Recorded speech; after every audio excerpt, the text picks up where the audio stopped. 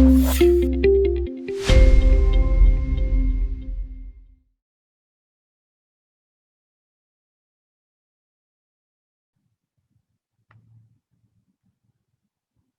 buenas tardes, estimados colegas. Sean todos ustedes bienvenidos a esto que es el webinar en Ingeniería y Diseño de Presas y Embalses. Me presento, mi nombre es Tania Sánchez y les hablo en representación del Centro Multidisciplinario de Posgrado y Formación Continua, ROETSA. Comentarles un poquito acerca de nuestra trayectoria. A lo largo de este tiempo hemos venido desarrollando lo que son cursos virtuales debido a la pandemia, ¿no?, que estamos viviendo aún en nuestro país y bueno, en el resto del mundo. Hemos abordado distintas temáticas en pro de lo que es la actualización profesional de nuestros colegas, ¿no? Tanto en el país como también a nivel del mundo, ¿no? Hemos tenido muchos participantes en nuestros cursos de otros países extranjeros muy interesados en distintas temáticas, por ejemplo, riego tecnificado, obras hidráulicas, sistemas de bombeo. Entonces, bueno, el día de hoy estamos aquí para desarrollar y conocer un poquito más de lo que es la ingeniería y diseño de presas. Queremos aprovechar esta oportunidad para poder invitarlos a que nos puedan seguir en las redes sociales. Tenemos un canal en YouTube, tenemos nuestra página oficial en Facebook que nos pueden encontrar. Ahí estamos subiendo constantemente información acerca de los cursos que vamos lanzando y estos webinars que los venimos desarrollando de manera continua, ¿no? También de acceso libre a todos los profesionales, estudiantes que quieran acceder a ellos. Y también subimos las grabaciones de las distintas actividades que vamos desarrollando. Todo eso van a poder encontrar en nuestra página de Facebook. En instantes vamos a subir el enlace directo al chat para que puedan ingresar y poder dar me gusta y mantenerse informados constantemente. Bueno, el día de hoy contamos con la colaboración del ingeniero Jaime Sotero Rojas Aguirre, quien es de profesión ingeniero civil por la Universidad Técnica de Oruro. Tiene una amplia experiencia en esto que es obras hidráulicas, riego tecnificado, diseño de presas. Tiene una maestría en ingeniería hidráulica, tiene una maestría en gestión del agua e hidrología y bueno, muchos otros cursos más de diplomado y especialización en las distintas áreas, ¿no? Les vamos a pedir, por favor, que durante el desarrollo del webinar mantengan sus cámaras apagadas. Y bueno, si quieren realizar cualquier consulta, pueden hacerla mediante el chat. Y bueno, ocasionalmente, si alguien desea que se le habilite el audio, también puede pedirlo internamente. Ingeniero Jaime, ¿cómo está? Muy buenas tardes, bienvenido. Muy buenas tardes, ingeniera Tania. Un gusto saludar a la consultora ROETSA, de la misma manera a todos nuestros oyentes, ingenieros, futuros colegas de las distintas ramas. Un saludo cordial. Bien, vamos a conmigo ver esta parte de lo que es en este webinar el estudio propiamente del análisis y los diseños, criterios que se van a ir viendo a lo largo del curso, específicamente con lo que se refiere a la ingeniería de presas. Ya prácticamente este curso he ido llevándolo a cabo bastante tiempo con la Universidad Técnica y bueno, con la finalidad de ver, eso ha sido en una maestría y expandir este análisis. Quiero mostrar algunas cosas que son importantes y que se van a ir viendo a lo largo de este tiempo. Bien, a ver, voy a compartir. Ahora sí, quiero que vean este pequeño video que es importante como introducción con respecto a esto, ¿ya? Carlos menciona 66 millones de personas que viven en este sector de India. En el año 2014 hubo una reventación de una presa, prácticamente esta presa de materiales sueltos, donde aquí hay un profesor, conjuntamente 4 alumnos. Miren lo que el agua, lo que genera, la fuerza del agua, y prácticamente acá 4 estudiantes, 24 estudiantes y un profesor del instituto perdieron la vida, causado por un fallo de una presa. ¿Y cómo falla una presa? Y ahí, en base a estas experiencias, la universidad allá en la India ha generado muchos modelos. Miren que cuando el agua llega a un cierto nivel de tubificación, entonces la presa empieza a fallar, ¿no? Entonces en el mundo estas presas que vemos acá existen en un montón de sectores, tienen ese comportamiento de falla, pero más que todo debido ya sea a un mal diseño en cuanto a lo que son las presas de materiales sueltos, son las más susceptibles al factor de riesgo. Aquí vemos un pequeño esquema donde el agua, cuando empieza a llenar y el material no es de los aptos, observen esta línea se llama el gradiente hidráulico.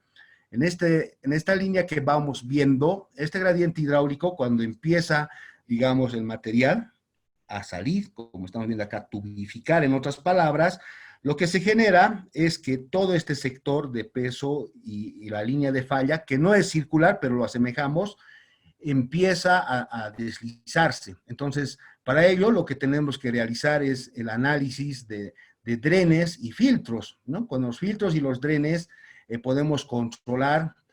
Y bueno, hasta los años anteriores decíamos que los materiales sueltos tienen que ser materiales no tubificables, pero ahora, actualmente, en la realidad, ya podemos decir que podemos trabajar con materiales tubificables, ¿ya? Entonces, eso es lo que un poco vamos a ir viendo. En Bolivia también se han generado estos problemas de colapsos prácticamente. Bueno, acá vamos a ver desde el principio.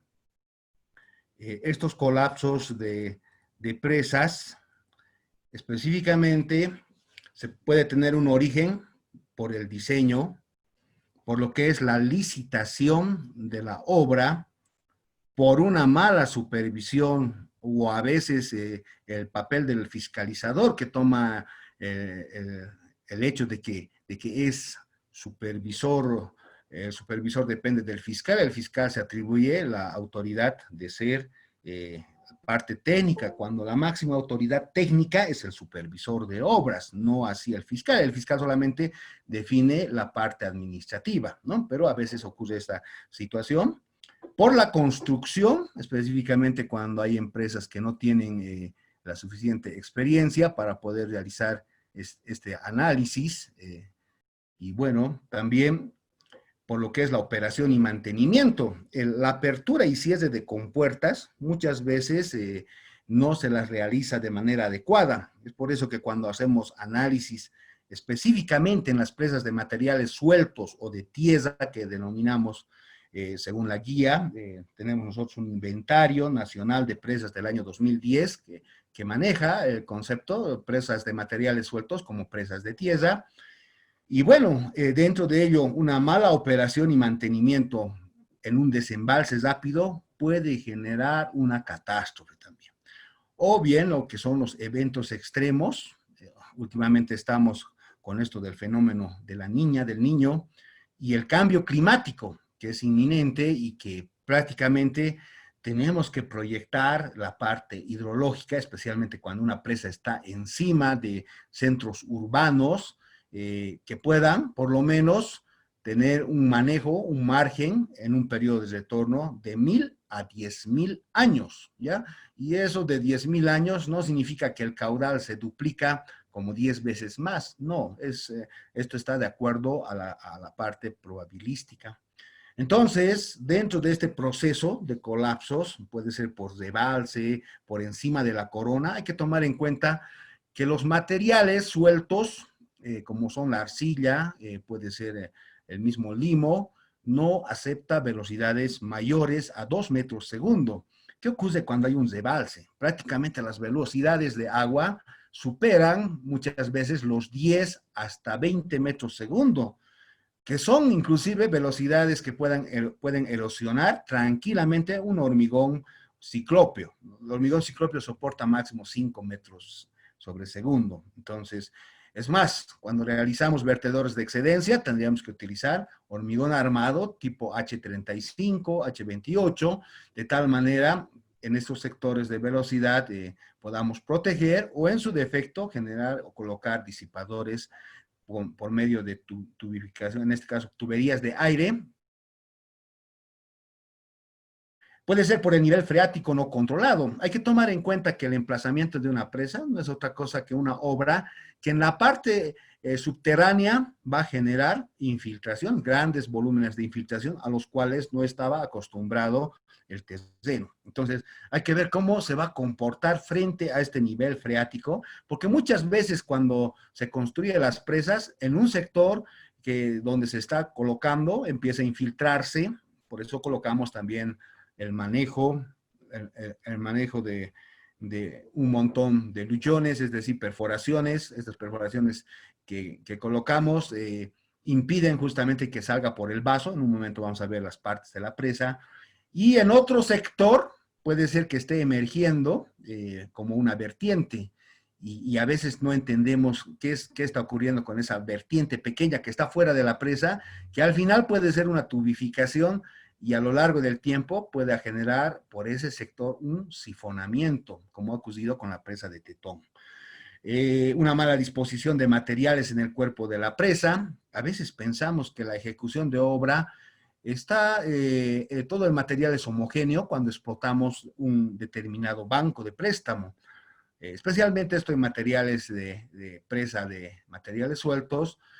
Vamos a ver que la potencia de un banco o yacimiento no es uniforme a lo largo de todo su perfil estratigráfico, es decir, los horizontes que muestra ese banco van variando y muchas veces pensamos que se trata del mismo material y es que la tubificación a altas presiones, estamos hablando de presas arriba de los 10 metros, es como si tuviésemos un elefante encima de nosotros y que cae con fuerza, entonces nos hace daño al suelo. En este caso, eso es lo que tenemos que controlar, la disposición de los materiales, que esté compactado cada 20 centímetros, cada 30 centímetros, en función del tipo de material, el control, la calidad de los materiales, en este caso las balanzas tendrían que estar bien calibradas, y cuando hablamos de calibración, hablamos hasta de lo que son el manejo de tamices. Muchas veces uno maneja un tamiz 200, hace una limpieza de este tamiz con unas cerdas que lo abren, más bien el tamiz,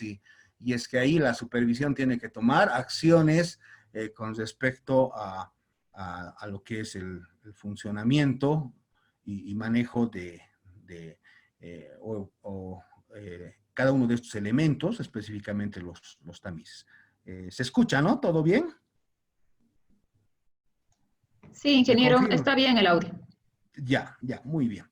Bien, puede ser también por situaciones de filtraciones descontroladas, lo que les decía, por tubificación o piping.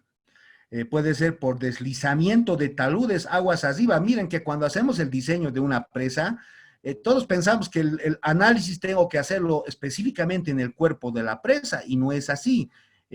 La presa tiene un sector que puede ser, digamos, Sin embargo, la parte lateral, que está, digamos, acá los estribos, tanto derecho como izquierdo, también normalmente estos elementos no están acostumbrados a lo que es la presencia del agua. El agua que se genera acá prácticamente puede generar un deslizamiento no controlado. Aquí les voy a mostrar una pequeña imagen que es de una presa última que vamos realizando. Entonces, ¿qué es lo que tengo que controlar en esta presa de materiales sueltos?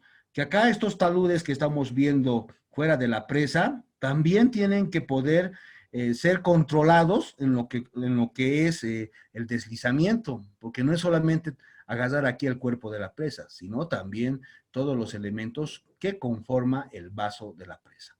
Lo que es el volteo o deslizamiento es propio de las presas de material de gravedad o estas presas de hormigón, que normalmente están sometidos a un elemento rígido.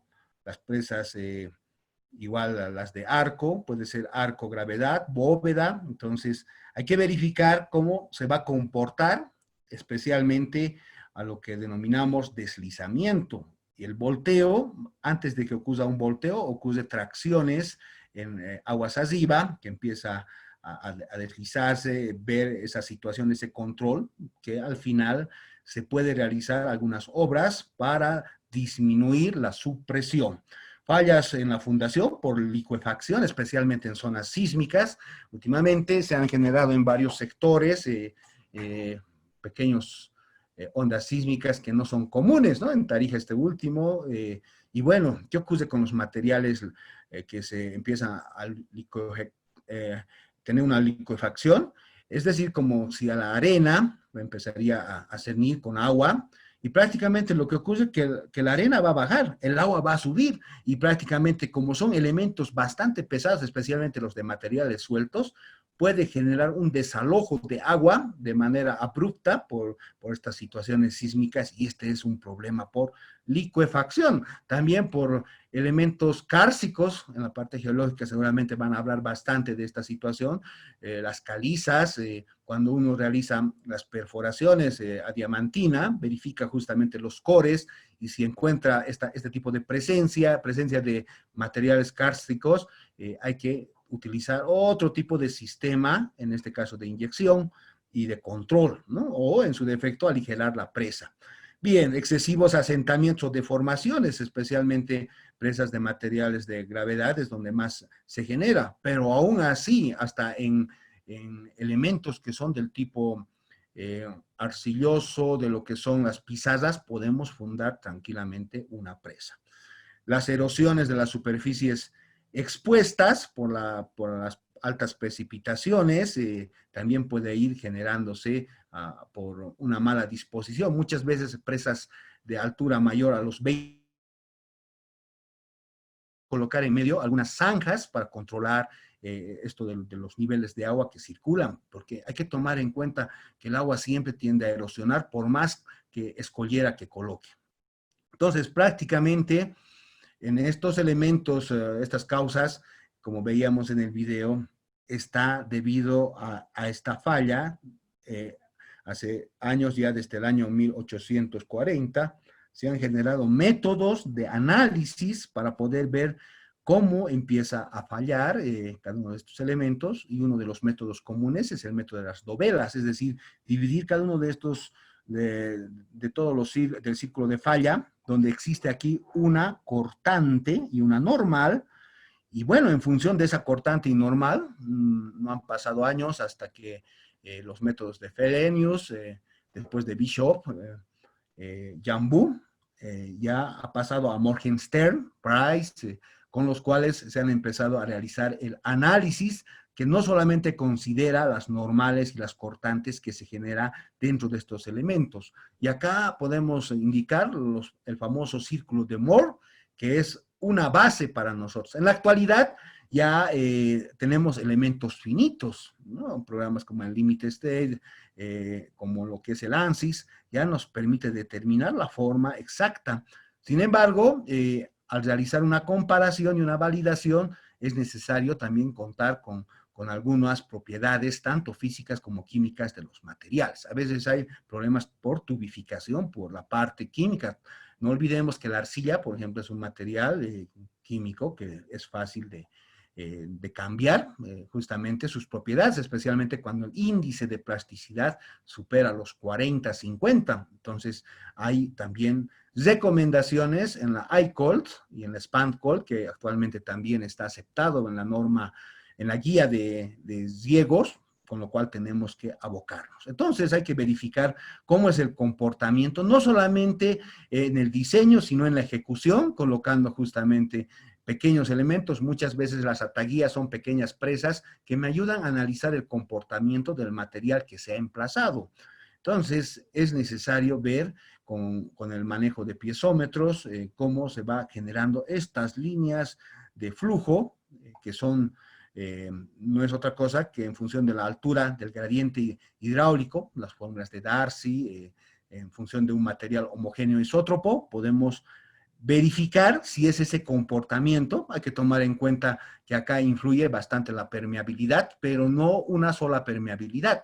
La permeabilidad también es variable tanto en el eje de las horizontales como las verticales. Entonces, hay que ver si ese material tiene ese comportamiento. Entonces, hay que ver justamente las redes de flujos. Si no existe control, es que no he colocado piezómetros y es que no he realizado un análisis. Muchas veces colocamos aquí una geomembrana y bueno, pensamos que con este elemento prácticamente estamos garantizando, y últimamente ya en varios congresos que se han dado con expertos de la SPANCOL, no se recomienda colocar la geomembrana, ¿ya? Entonces eso también se va a ver el porqué dentro del análisis y el comportamiento en la vida útil. En las presas de tierra, de gravedad, ya encontramos un punto de rotación activa, que normalmente es del talud aguas abajo, y hay que tomar en cuenta que este elemento es donde se genera los mayores momentos, prácticamente de ahí es que vemos si va a existir un volteo, y les decía que antes de que exista un volteo, lo primero que ocurre son eh, pequeñas tracciones en esta parte inferior, es decir, la supresión aquí se va a generar de esta manera, y bueno, en función de lo que está generándose estas tracciones o esta separación entre el elemento, obviamente esto tiene que estar en un material de roca dura, una roca madre, o por lo menos un material impermeable, es que se hace este análisis. Entonces acá puedo realizar algunos elementos que son jaulas o pueden ser túneles para disminuir esta supresión, ¿no? Entonces, acá lo que más está sometido a esfuerzos es justamente el pie del talud, aguas abajo, y es que aquí hay que encontrar una roca bastante competente para un poco disminuir los factores de seguridad. Entonces, eso es lo que se va a ir analizando y no tener problemas como se ha tenido en Chuquisaca, en la presa de Uspamayu, sector de Culpina, donde ha existido este tipo de problemas que más son debidos también a la ejecución. El hormigón, especialmente una presa en arco, tiene que ser bien controlado, y hay que tomar en cuenta que en función del vaciado, de la altura, la segregación, y hay que ver también los factores de temperatura, especialmente en las presas de gravedad. O en lo que es aquí la presa de San Lorencito, en Kawasi, igual el material de este ya se ha pensado que se ha construido con una arcilla competente, pero sin embargo acá no hay ni filtros. Esto es uno de los principales problemas, por lo cual se ha abierto esto, un boquete. Es decir, la parte de rotura de presas tiene una forma, esto se ha analizado por varios científicos, cómo empieza a fallar esta brecha que llamamos, para llegar a generarse al final este tipo de fallas, ¿no? Entonces, la presa más grande que ha causado problemas es la presa de Tetón en Estados Unidos en los años 1980, y bueno, hay un programa llamado el Dam Break, que posteriormente este programa que está en DOS lo ha tomado en cuenta el HEC-RAS, el IBER, para poder analizar rotura de presas cuando los materiales son tubificables. Acá vemos otra presa de hormigón, que muchas veces pensamos que el hormigón que se ha vaciado es competente y empieza a mostrar una pequeña filtración. Bueno, una gran mayoría de presas de gravedad presentan pequeñas filtraciones, pero no tienen que ser controladas. Ahora, si uno no lo controla, esto empieza a generarse y empieza a generar fallas hasta generar esta rotura.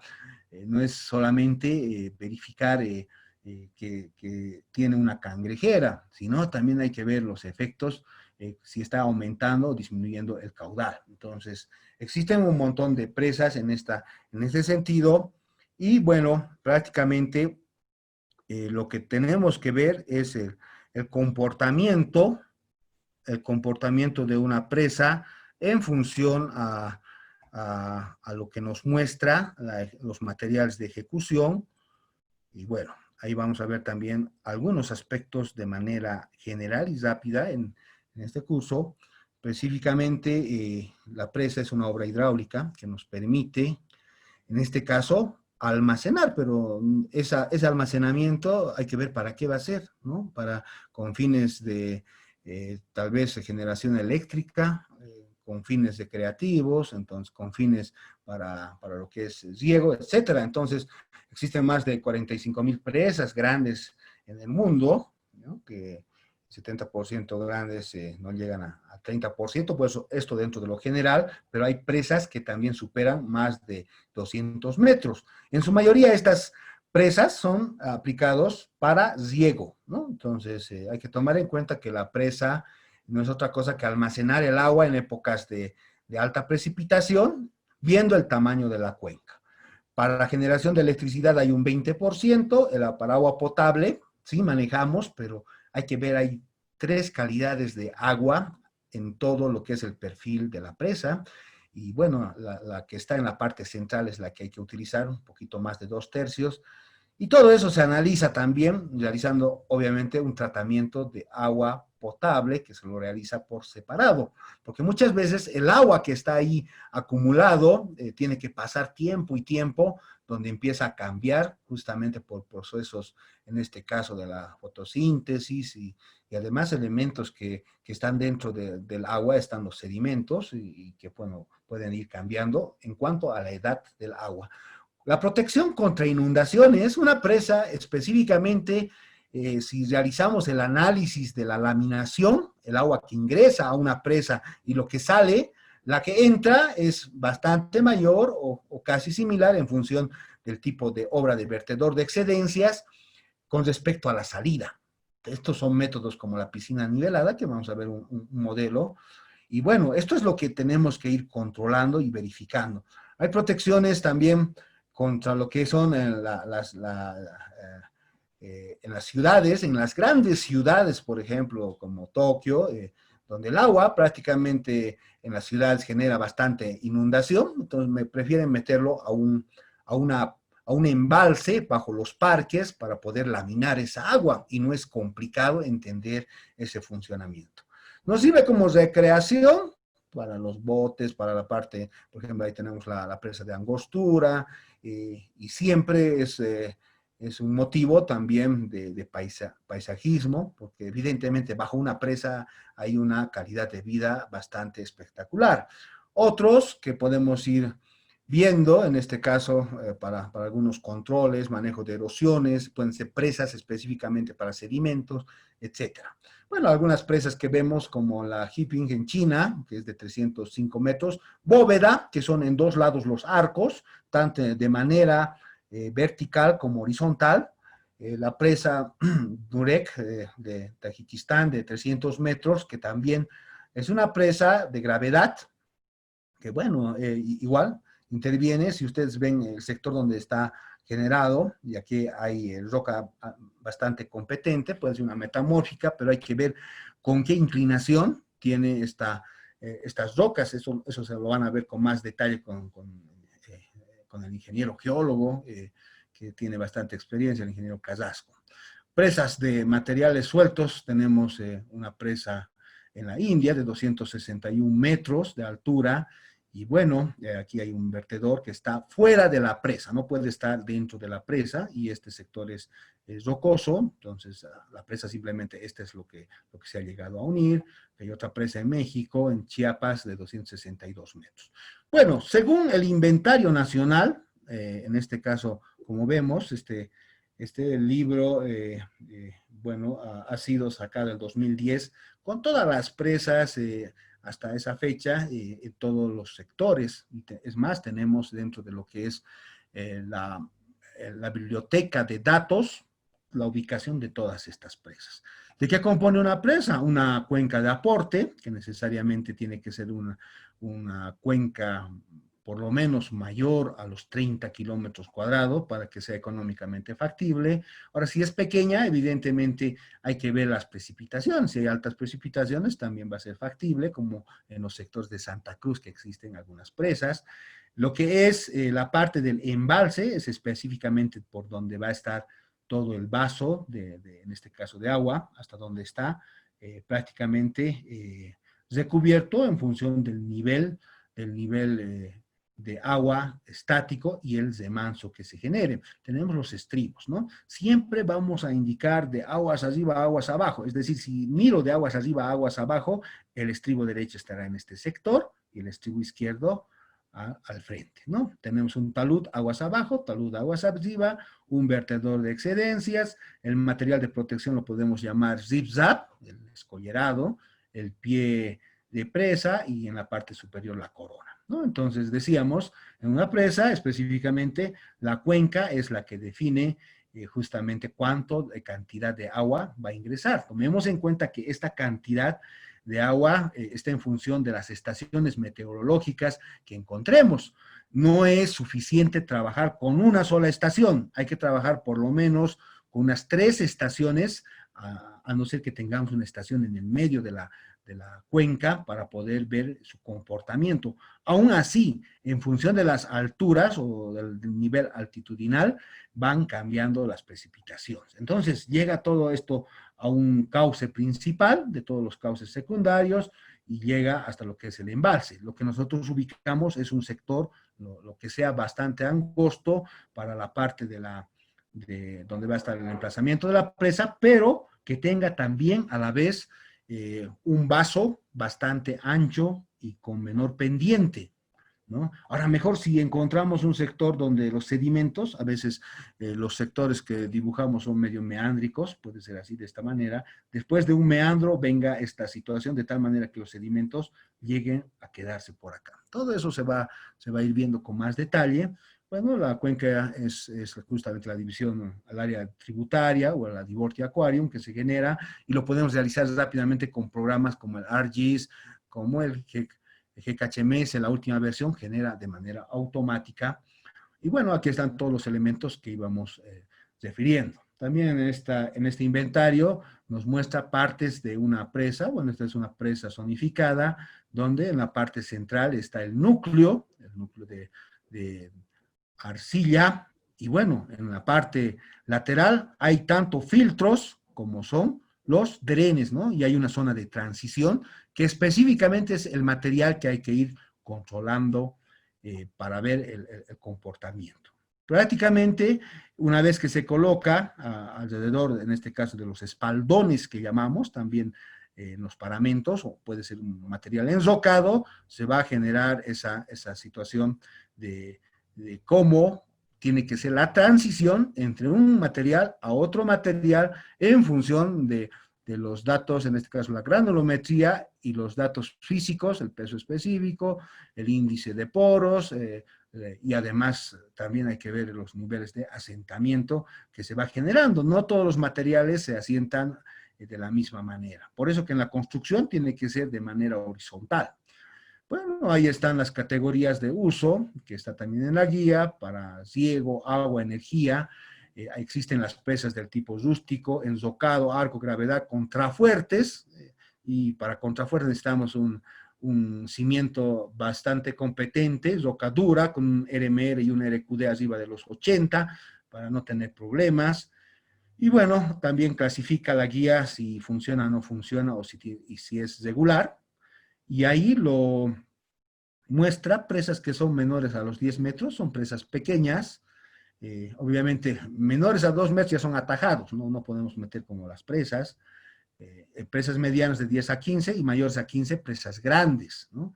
Igual podemos comparar en función de la longitud de la corona, si son menores a 100 metros son pequeñas, 500 metros medianas y mayores a 500 metros. Obviamente en el mundo tenemos presas que inclusive superan los 4 kilómetros y funcionan, ¿no? Entonces hay la presa de las Tres Gargantas, etcétera, que podemos ir hablando bastante, igual en función de la capacidad. 0,5 millones de metros cúbicos es lo mismo que decir 0,5 hectómetros cúbicos, son presas pequeñas y que son de 1 hectómetro a 0,5 son medianas y los mayores a 1 hectómetro cúbico las grandes. Bueno, esto es la base de la ICOLT, que maneja de la misma manera la SPANCOL, que son guías españolas que las aplicamos, ¿no? Ahí está también las especificaciones y los usos que podemos ir dando. Bueno, nos muestra cómo antes, ahora y después vamos realizando la ejecución de presas. Obviamente acá podemos ver presas de altura bastante pequeña. Por ejemplo, acá tenemos un material homogéneo donde simplemente existe material impermeable, arcilla, que tenga un índice de plasticidad mayor a 8, menor a 40, pero en la parte inferior colocamos un dren, y para evitar el oleaje empiece a lavar, colocamos un zip-zap, un escollerado, y en medio también podemos colocar algunos elementos de geomallas, ¿bien?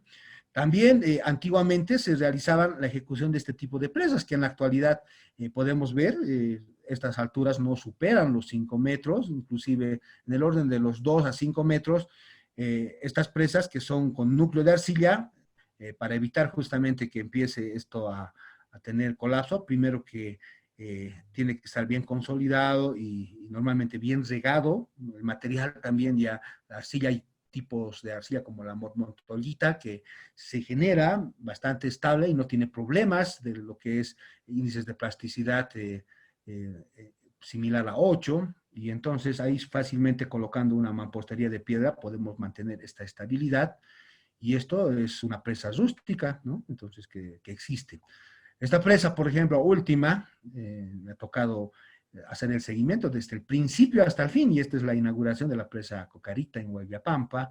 Prácticamente es una presa de materiales sueltos, y bueno, aquí hay una observación importante que se va a ver por qué no tiene que construirse de esta manera, en este caso, el ingreso a la toma de fondo, y lo mismo para lo que es el control de sedimentos. ¿Por qué no lo hemos hecho, digamos, abierto, como un embudo?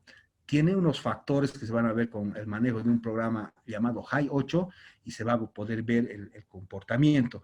Ahora, no es conveniente hacer esta presa directo al cuerpo mismo. Esta presa debería ir aquí al costado. ¿Por qué? Porque aquí están estos elementos que son pilares, a no ser que se funden en la parte baja de la presa, generan asentamientos que pueden generar cortantes en el suelo. Entonces hay que analizar, ¿no? Aquí está su vertedor de excedencias y, bueno, en base a eso también se analizan. Presas de enrocado, cuando no hay mucho material de arcilla, buscamos un material enrocado, una roca que cumpla también con la prueba de Los Ángeles, es decir, al desgaste, no tenga mucho desgaste, y colocamos normalmente dos materiales de enrocado. Un enrocado que está bien graduado, que tiene un coeficiente de uniformidad en el orden de 0,10. El material grueso de soporte ya puede tener cualquier otra gradación, es más de nivel estructural, pero en la parte delantal se coloca una pantalla de hormigón armado. Obviamente aquí en medio hay un material de transición, y como todo esto es pantalla de hormigón, en la parte baja hay un plinto donde se coloca la pantalla de inyecciones que llega hasta la roca madre. Bueno, ahí tenemos algunos ejemplos de presas de enrocado, como la de Culpina, muy conocido en el tranque. Bueno, tenemos también presas de gravedad, las presas de gravedad, especialmente si le doy esta forma. Esta es la forma del japonés, y nos ayuda bastante a detener lo que es justamente por los pesos, porque aquí se hace análisis de cuerpo libre de todo este elemento, y bueno, evidentemente la ejecución no se lo realiza como un solo elemento, sino empezamos a colocar por partes. Entonces el análisis tiene que realizarse, en este caso, por tramos. Eso se va a ver tanto de manera manual con el manejo del programa CADAM, que fácilmente podemos verificar. Las presas de contrafuerte, que específicamente es hormigón armado, y bueno, tiene que tener una roca altamente competente. Ahí tenemos la presa, por ejemplo, de la Calaca, que esto es 2003, del 2003 al 2010, esto se ha visitado el 2003, ya se ha visto algunas filtraciones y el análisis, especialmente de los sedimentos. Muchas de las presas no se lo hace un buen control de sedimentos. Es importante ver cómo llega el agua, porque hay que tomar en cuenta que si es para riego y vemos con sedimentos, no va a funcionar un riego tecnificado. Presas en arco, específicamente aquí trabaja lo que es la parte de los estribos, ¿no? Los estribos laterales y también la parte de la base. Entonces tiene que encontrarse en roca altamente competente, donde sean sinclinales y que exista máximo unos 2 familias, en este caso geológicas. Bueno, ahí tenemos la presa de San Jacinto, la más conocida, que en un principio no tenía que ser presa de arco, ¿no? La historia cuenta que tenía que ser una presa de materiales sueltos o de gravedad. Bueno, han hecho perforaciones y han verificado. Entonces, los factores incidentes, la geología, ¿no? Lo más importante, geología. Si tenemos un mal estudio, por decir, realizar una tomografía física no es suficiente, un sondeo eléctrico vertical no es suficiente para definir una presa arriba de los 10 metros.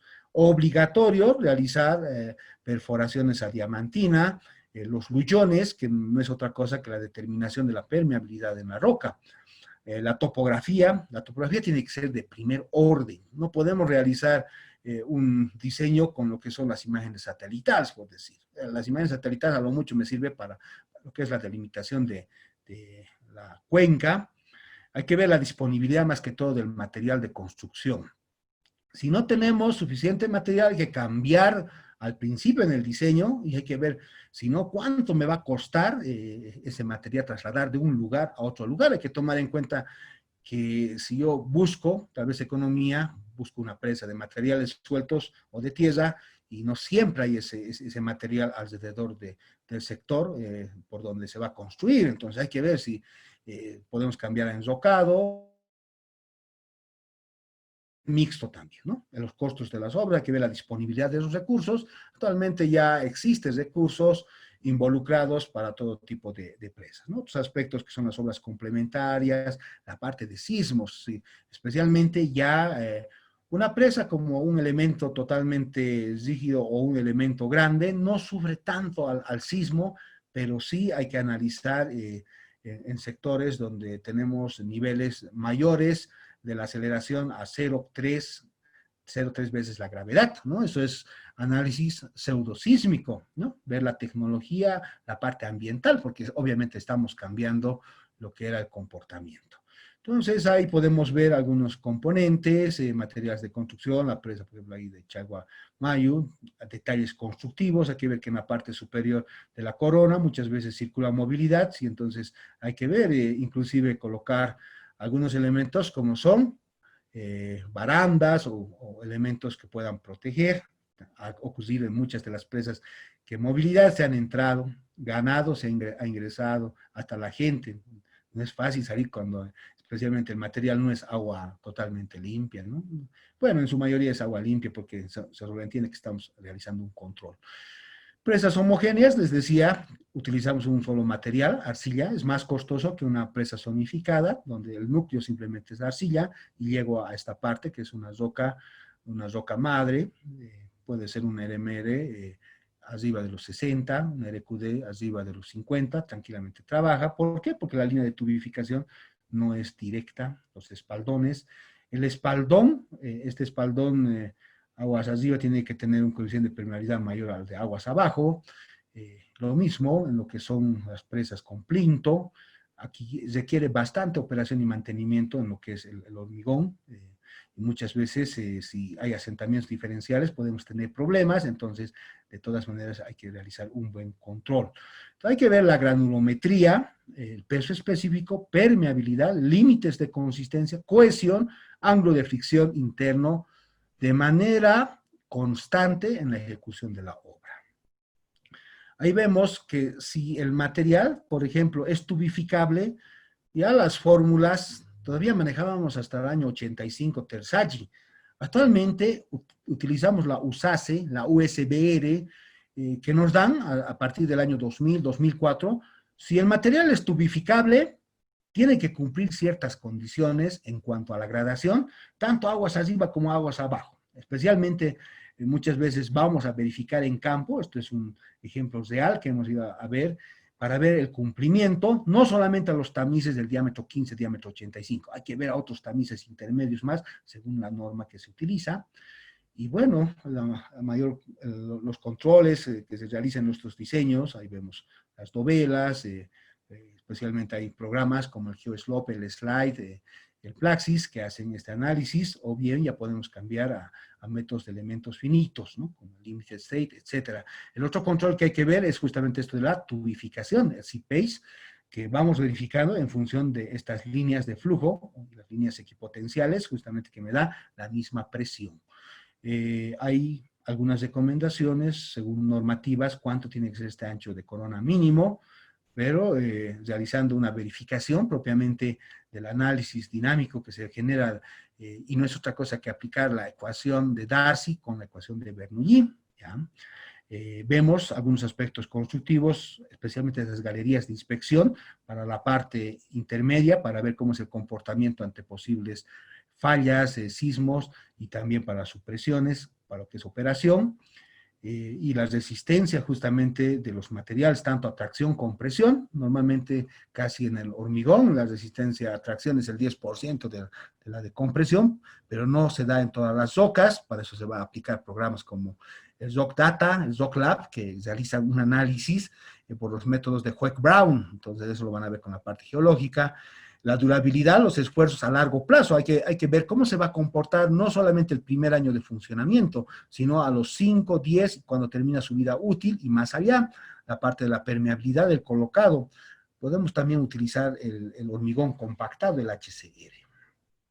Ahí está prácticamente los resultados que se analiza de manera manual, pero con el manejo, como por ejemplo tenemos algunos programas, el CADAM, por ejemplo, aquí este es un lindo programa para analizar justamente por elementos. Podemos ver los resultados de todos los datos que se introduce, la geometría, inclusive las recomendaciones, un programa canadiense que inclusive considera niveles, en este caso, lo que es el hielo. El hielo tiene un esfuerzo cortante que afecta no solamente a presas, en lo que son los puentes, en cualquier estructura, deberíamos de considerar. Entonces, todo eso se va a ir viendo, y todos estos datos que se van analizando de comportamiento, el mismo programa nos puede mostrar de manera a detalle, prácticamente, en cada uno de los estados, y son mediante cortes igual, similar a las dovelas, pero en la parte inferior me dice cuánto es esto que llamamos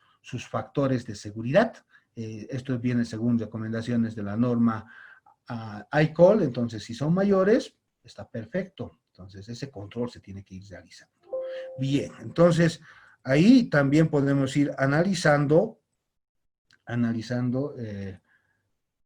acá lo que son los elementos mandos dentro de una presa, especialmente en arco o de gravedad, para ver justamente si existen algunas fallas, ya que hay sensores, elementos que es necesario post ejecución para la operación y mantenimiento, elementos PLCs que llevan a un mando central y ven si existe o tiene una tendencia a fallas por, por fractura, ¿ya? Esto especialmente en todo lo que es Japón, hay bastante experiencia, con JICA se ha empezado a colocar esta implementación, ¿no? Entonces, esto ya hemos visto los colapsos de las presas, y bueno, destacar lo que yo quiero mostrarles es justamente esta aplicación. Si ustedes ven acá hay una presa de materiales sueltos, pero para determinar el material de la fundación, puede ser un lecho cuaternario, fluvial,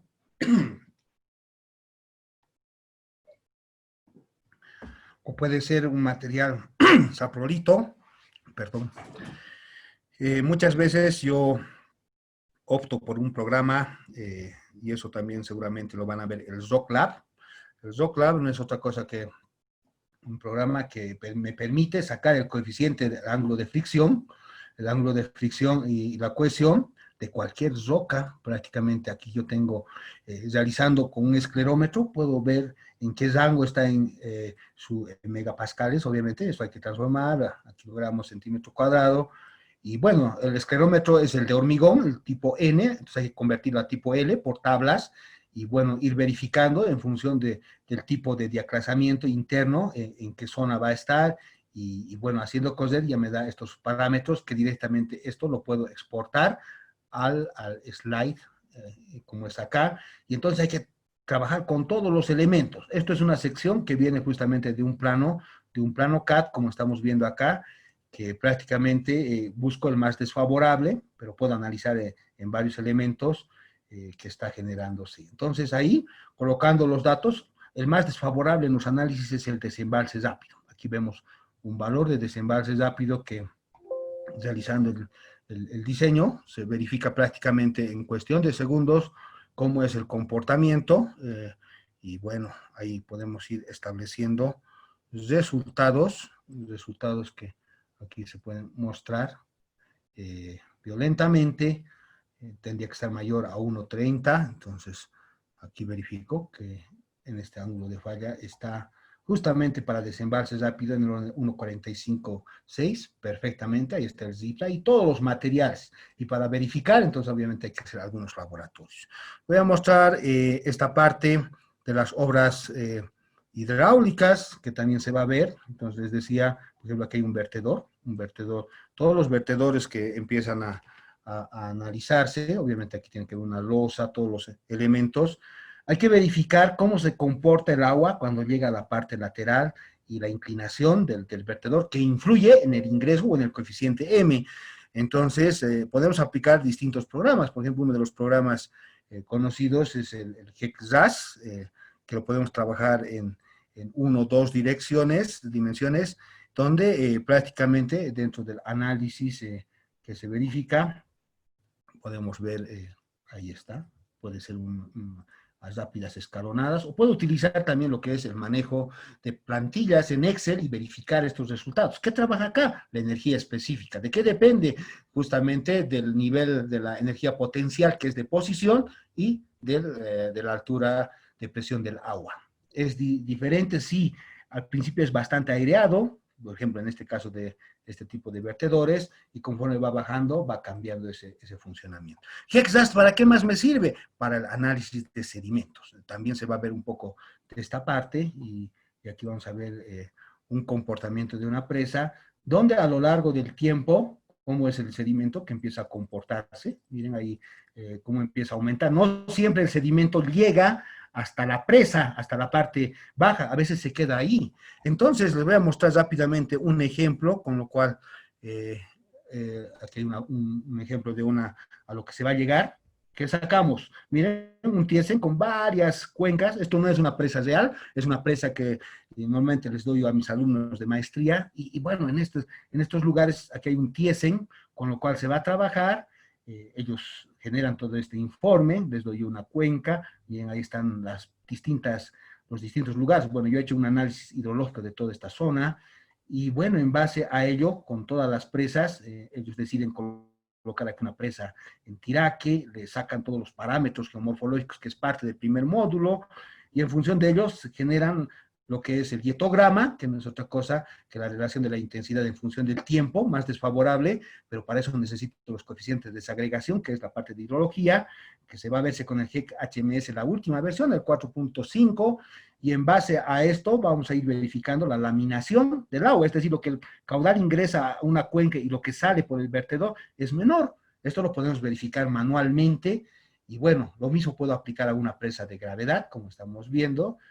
Esto está de manera manual, y cómo se comporta, bueno, haciendo uso de lo que son los programas como el Civil 3D. Si es aplicado a riego, vamos a ver con la parte del Abro un poco de ello, donde está ubicado, las curvas, tanto la curva área-altura como volumen-altura, me va a permitir determinar justamente el comportamiento de esta presa, y si para el balance, ¿qué vamos a requerir? ¿Cómo se comporta mensualmente el comportamiento? Aquí hay un otro programa que se va a ver los balances, prácticamente que está en función de cada mes, enero, febrero, marzo, abril. Yo puedo sacar un promedio, miren dónde más cae la precipitación, es en febrero, en marzo, abril, y este comportamiento que yo puedo generar está aquí validado con datos manuales, y bueno, aquí prácticamente yo puedo ir viendo si sale una precipitación, que son de enero, febrero, marzo, es decir, una precipitación continua, cómo ayuda esto de la evapotranspiración,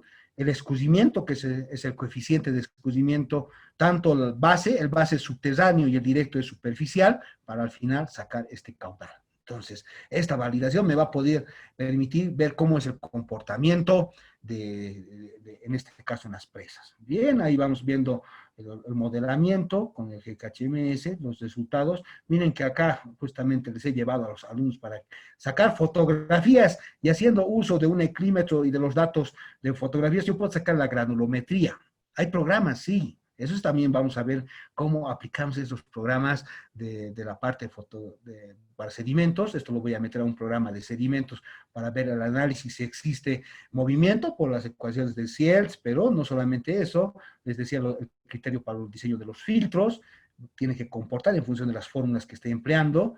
Y bueno, ahí está la simulación de la presa en los 12 estados que requiere el comportamiento. El diseño del vertedor, vamos a utilizar un programa llamado el Zápidas, con el cual se puede realizar también con el GEC RAS, también se va a ir analizando, y ver cómo estos dados disipadores de energía tienen que estar bien ejecutados para evitar de que no tengan fallas. Esto es mediante el método USBR 1, 2, 3, 4, shaft, etcétera, al final para poder analizar este funcionamiento. El programa Rápidas me genera automáticamente una exportación al AutoCAD, con lo cual puedo presentar ya mi trabajo, que eso es lo que se va a pedir. Si yo realizo una presa, de la misma presa, pero con, en este caso, de gravedad, ahí está, en el programa, en este caso, CADAM, bueno, aquí está el Rock Data, los resultados que se generan, el ángulo de fricción, antes y después, cuando tiene un colapso o una fatiga que se ve, y bueno, ahí está el análisis inclusive con la parte sísmica, los valores que se van analizando, cómo es el comportamiento y el análisis que se va a realizar, la zonificación, bueno, esto ha ido cambiando, ahora con la última guía vamos a ver cómo aplicamos para ver justamente esta relación de la aceleración versus la gravedad para un periodo de retorno de 2.500 años. Vamos a ver esto, cómo modifica con la última guía de Diego. Bueno, ahí tenemos todos los análisis que se generan, ¿no? Entonces, prácticamente todo lo que hemos visto es parte de lo que se va a analizar de manera rápida en este curso. Es amplio, pero continuamos aprendiendo, continuamos mejorando, y bueno, yo creo que esto va a ser una interacción entre todos, ¿no? Simplemente ello, y con esto estaría terminando. Paso a administración, por favor. Muchas gracias, ingeniero Jaime. Bueno, hay creo que solamente una consulta, bueno, de momento en el chat. El colega Jorge Alfredo Martínez nos consulta si hacen ensayos de roca aquí en Bolivia. Ya, muy bien, muy buena pregunta. Justamente los ensayos de roca lo hace ingeniería de minas. A veces pensamos que los geólogos realizan ese análisis. Hay que convertirlo de los cores, ya miren que los cores, a ver, voy a ver si aquí tengo justamente en la presentación, de cada uno de los elementos que saco con un core, aquí creo que me parece que está justamente en esta parte, Luyón, a ver, no sé si está, aquí, exactamente, ¿ya? Es decir, para poder determinar un poco esto de la clasificación de rocas, ¿ya? Bueno, aquí está desarrollado por Deere en 1967, saca el RQD, esta es la fórmula del 93, posteriormente. Esto es una perforación a diamantina. Entonces, cada uno de estos elementos que genero, lo llevo a un laboratorio, en este caso de minas, y lo realiza un corte perfecto, especialmente el laboratorio más equipado que he encontrado está en Potosí, también en La Paz, y bueno, con esos cortes genera al ensayo uniaxial, se llama, es lo mismo que el triaxial, similar, pero en este caso solamente con un esfuerzo cortándolo. Normalmente la altura de este testigo tiene que ser 2 veces el diámetro de este elemento. Igual que una probeta. Recuerden, la probeta tiene 15 centímetros, pero su altura es 30 centímetros. Es el mejor elemento para poder analizar ese análisis de roca. ¿Cómo se saca el RQD? Se divide todos los elementos que son menores a 10 centímetros, no se los toma en cuenta, los que son mayores a 10 centímetros sí, es decir, si está muy fisurado o diaclasado, es un valor bastante bajo, ¿no? Entonces, eso es lo que se analiza y podemos realizar ese estudio en cualquier laboratorio que esté certificado sus elementos por IBMetro, ¿ya? Eso es.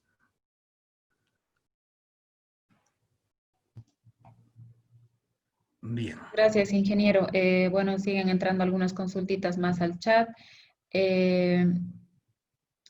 Nos consultan, en las fallas de presas de tierra pueden generarse en los estribos debido a una no adecuada inclinación. Fallas de presa. De presas de tierra nos indican. Bueno, debe estar hablando del buzamiento de la roca, seguramente, ¿no?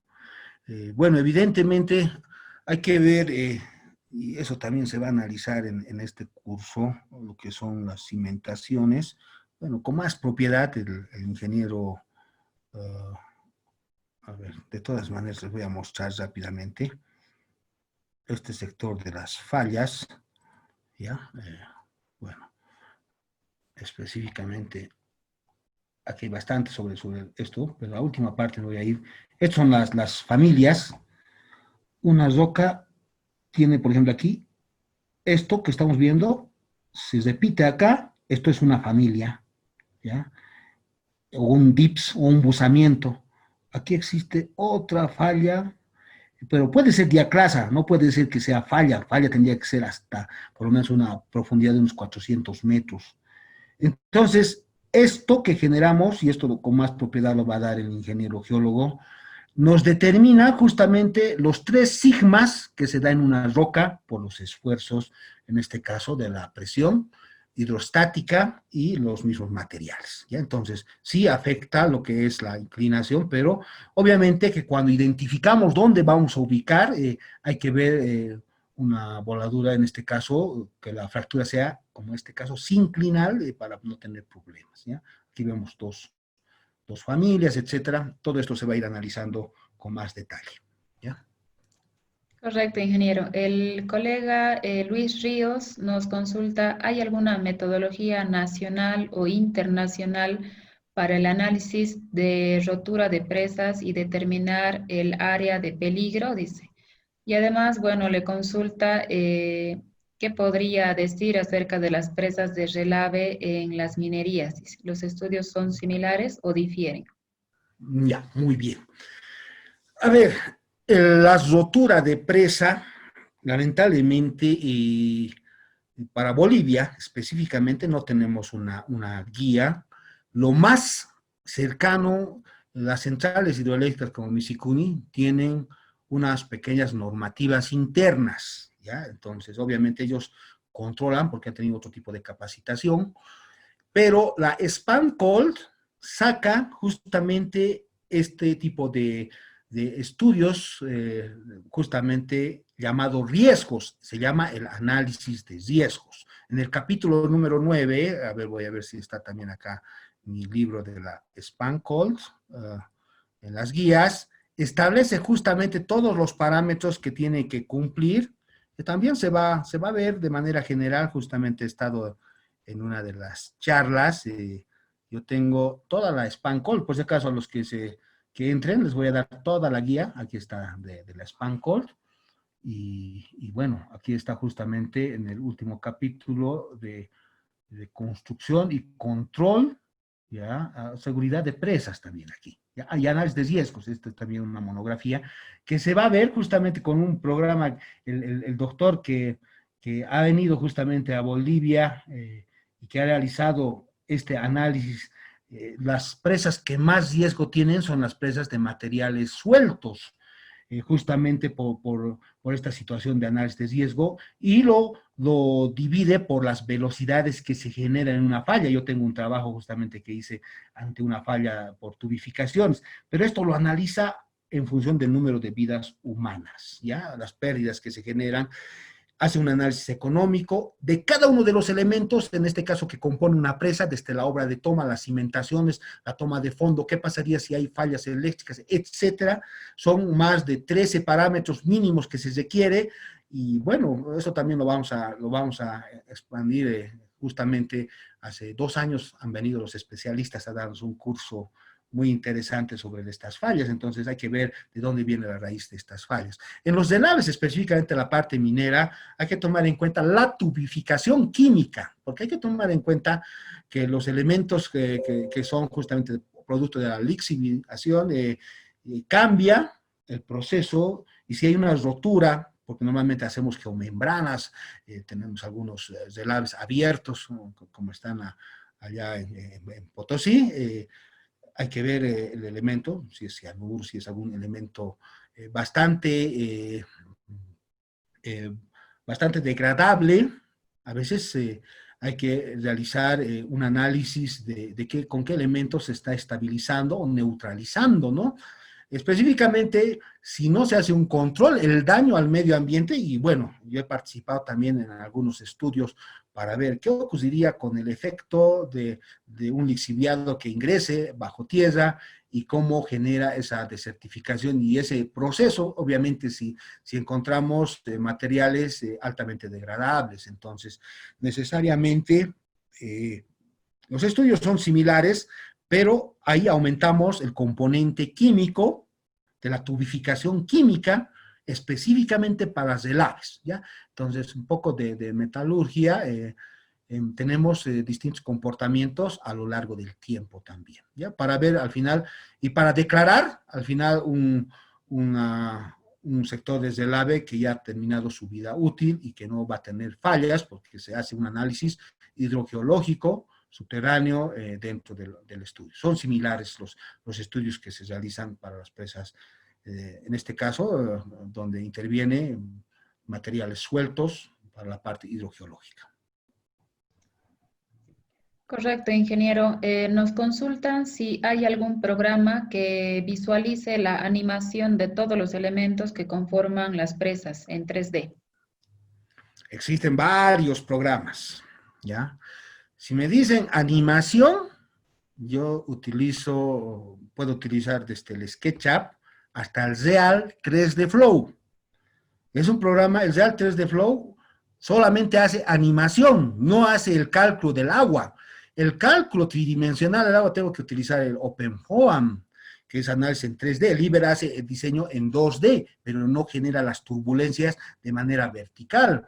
Pero realizar una animación en el OpenFOAM, en el mismo ANSYS, demoraría por lo menos una pequeña presita, no más, casi 2 semanas nos ha demorado en coser en un equipo bastante veloz. Pero yo les aconsejo utilicen Real 3D Flow unido con el SketchUp, el Maya también, pueden generar con todos los elementos, inclusive pueden exportar el VJI y analizar para la presentación de sus informes, ¿ya?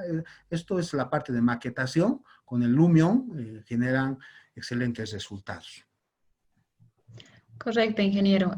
Bueno, el colega Eben Ortega Jaramillo consulta qué condición inicial se ha utilizado en el ECRAS para modelar el vertedero y la estructura de control al ingreso del mismo. Muy bien, muy buena pregunta. Todos los vertedores de excedencia prácticamente tienen que entrar en un flujo subcrítico. Jamás funcionan o no se hace una modelación, porque primero, el flujo es uniforme, permanente. Permanente significa que caudal es constante.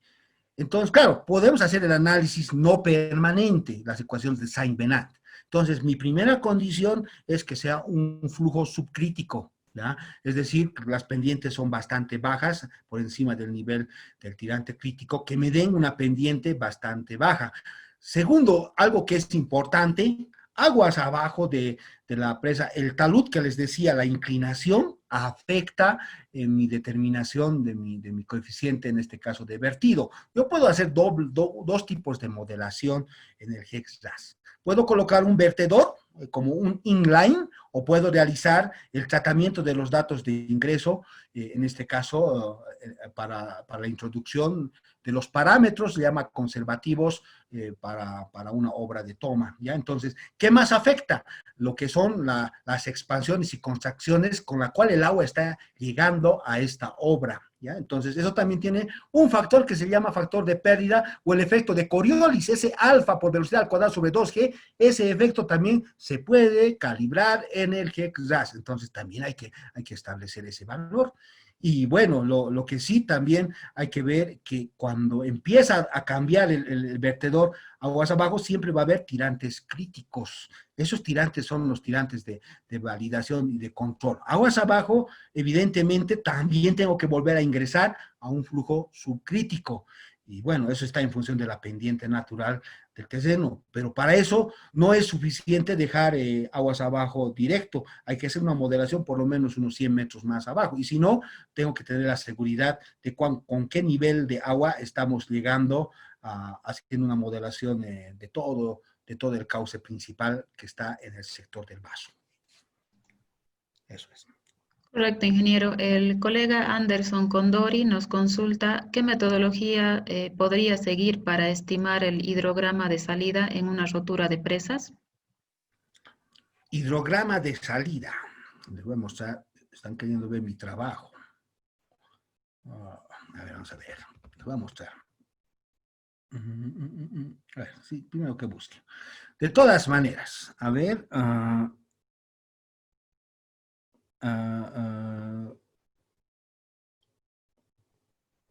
La pregunta, por favor, me la repite. Encuentro. Consultan qué metodología debería seguir para estimar el hidrograma de salida en una rotura de presa. Ya, para empezar, el hidrograma de salida en una rotura de presas está en función de la brecha, ¿ya? La brecha empieza de manera rectangular para volverse trapezoidal y necesariamente es similar a lo que ocurre un tránsito de la lámina de piscina nivelada, ¿ya? Pero colocando justo permanente. Toda rotura de presa se analiza en un modelo no permanente.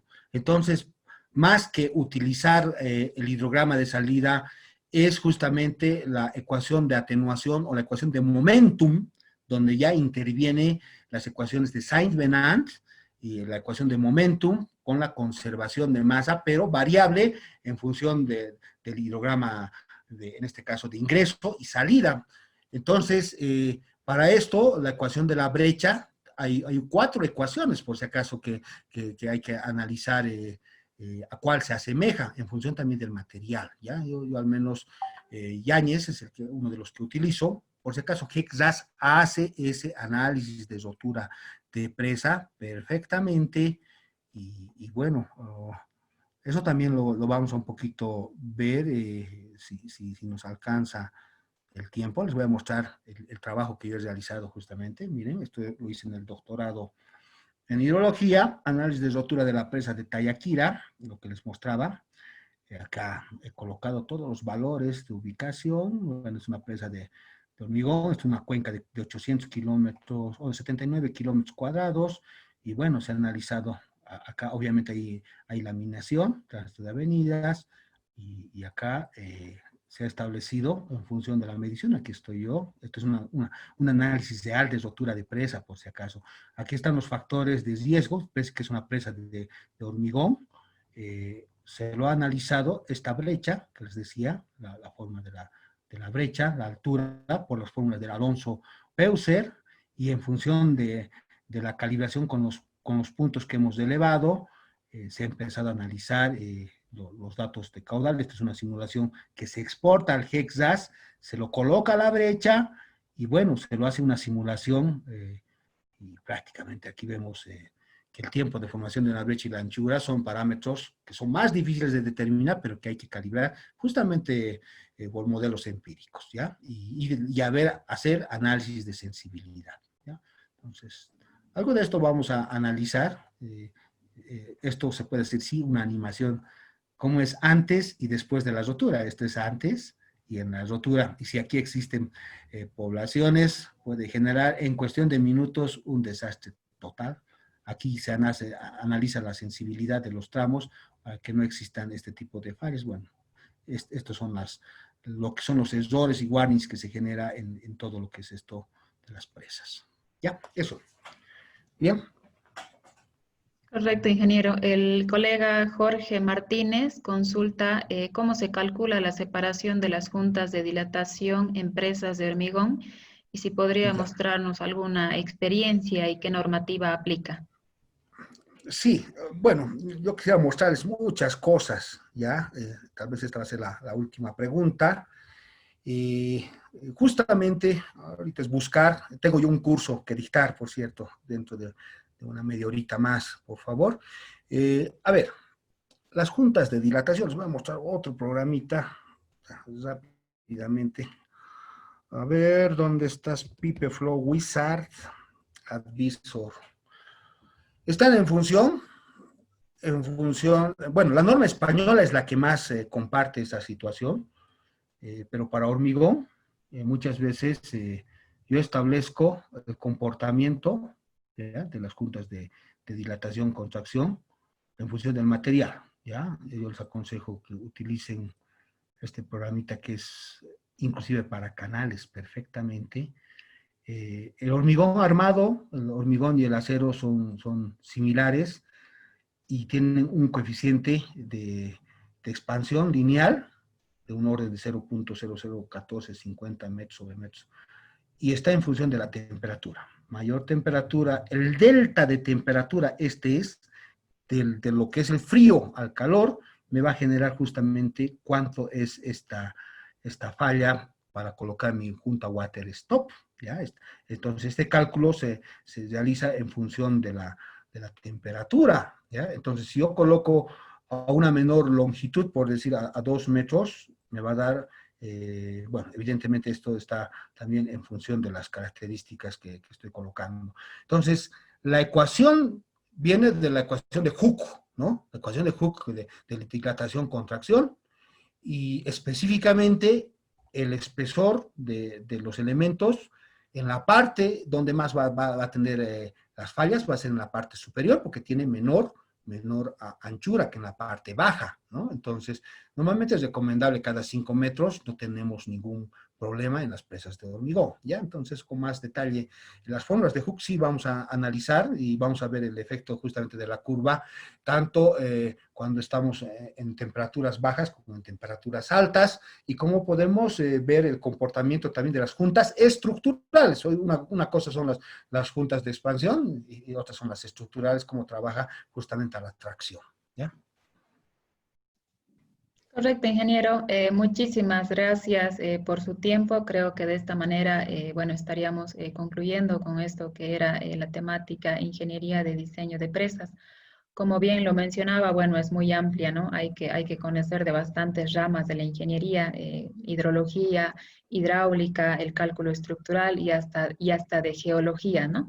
Precisamente por eso es que, bueno, con la colaboración del ingeniero Jaime Rojas y otros 2 docentes más, hemos decidido lanzar este curso, que es un curso de actualización profesional, un curso de posgrado en ingeniería y diseño de presas y embalses. Les voy a compartir en este momento lo que es el contenido de este curso a grandes rasgos. El mismo va a dar inicio este próximo 17 de diciembre y bueno, están cordialmente invitados a participar.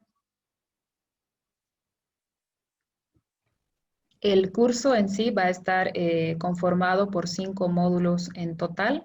Como les mencionaba, va a tener una duración aproximada de 3 meses, va a tener una certificación de 250 horas académicas.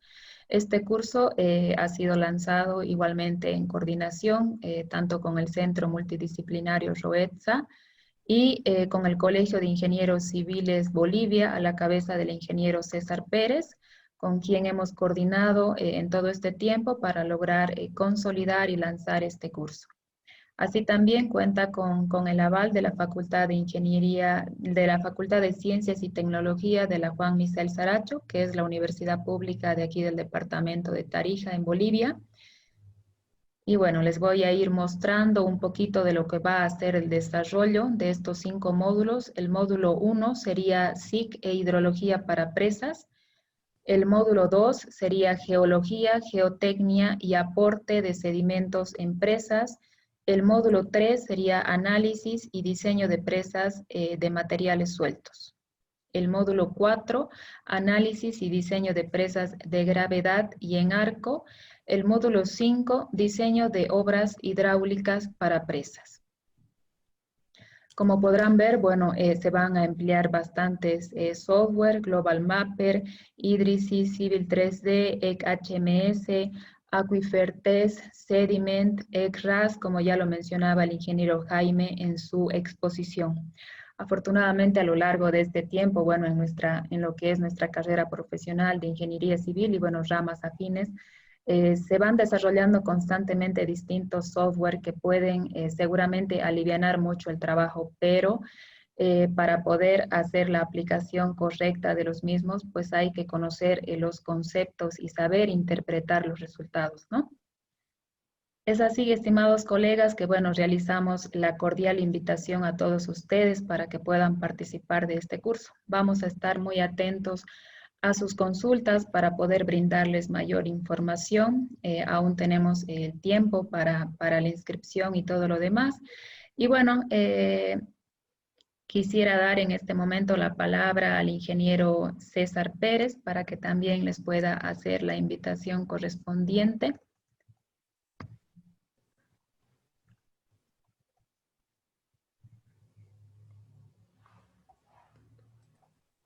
Buenas noches a todos. Ingeniero César, ¿cómo está? Muy buenas noches. Gracias, gracias. Buenas noches a todos. Inicialmente un gran saludo a todos los asistentes de parte del Colegio de Ingenieros Civiles de Bolivia, su directorio. Quiero agradecer el día de hoy a la consultora Roetza por su actividad permanente, al ingeniero Jaime Rojas, que nos ha estado compartiendo el día de hoy mucho de sus conocimientos y su experiencia, y mostrándonos la importancia de lo que es un buen diseño y análisis de presas. A todos los asistentes, muchísimas gracias también por el interés, tanto profesionales como también sé que nos siguen estudiantes, por darnos este tiempo y mostrar lo que también nosotros desde el Colegio de Ingenieros estamos haciendo en nuestras actividades, ¿no? Pero a manera de comentario, decirles de que nosotros estamos haciendo muchas actividades, entre ellas también las académicas, porque consideramos que es muy importante la formación posgradual, ¿no? Y la especialización en áreas de la ingeniería. Por eso es que estamos lanzando muchas actividades y cursos, ya no tan cortos, ¿no? De bastantes horas, con contenidos muy, muy amplios, los cuales permitan que los asistentes tengan el aprovechamiento necesario, ¿no? De poder captar con mayor profundidad lo que son los conceptos de diferentes áreas. En esta oportunidad queremos invitarles también a todos ustedes a este curso de posgrado en Ingeniería y Diseño de Presas y Embalses, como decía Tania, con el apoyo de la consultora Roetza, el Colegio de Ingenieros Civiles de Bolivia y la Facultad de Ciencias y Tecnología. Como han podido ver, el tema es muy amplio como para tocarlo en un día, por eso me parece muy importante que este curso a lo largo de los 3 meses podamos nosotros tener conocimientos mucho más avanzados. Eso quiero comentarles el día de hoy. Finalmente quiero invitarles a todos los que nos escuchan, ingenieros civiles a nivel nacional, que puedan acercarse a sus colegios departamentales y ser parte activa de los mismos, ¿no? Entonces, de mi parte, esperarlos en los cursos y, bueno, agradecerles nuevamente por su asistencia el día de hoy. Eso es todo. Muchísimas gracias. Buenas noches. Muchas gracias, ingeniero César. Sí, como lo mencionaba, bueno, muy importante ser parte activa como colegiados, como asociados, ¿no? Porque ya que pertenecemos, cada profesión pertenece a un colegio, entonces muy importante ser parte activa de ello para participar de distintas actividades, tanto académicas, sociales y demás. Bueno, al chat les voy a enviar hay 3 links habilitados para que puedan hacer las consultas respectivas. Les podemos compartir este temario para que lo puedan revisar con más calma, poder revisar el contenido a detalle del curso y, bueno, que puedan ver para que puedan ser partícipes del mismo. Asimismo, bueno, reiterarles para que nos puedan seguir en nuestras redes sociales, principalmente en Facebook. Bueno, estamos subiendo contenido constantemente para que puedan estar actualizados de este y de otros cursos que se vayan a dictar. Me faltaba mencionarles, bueno, este curso va a tener como plantel docente a 3 profesionales. El ingeniero Antonio Carrasco Cortés, quien es de profesión ingeniero geólogo por la Universidad Técnica de Oruro. El ingeniero Fabio Suazo Molleda, quien es de profesión ingeniero agrónomo por la Universidad Mayor de San Andrés, y bueno, el ingeniero Jaime Rojas, que nos ha estado apoyando con esta exposición tan valiosa, ¿no? El día de hoy. Eso sería todo, estimados colegas. Agradecerles infinitamente por su tiempo y su predisposición e interés en el tema. Agradecerles por su participación.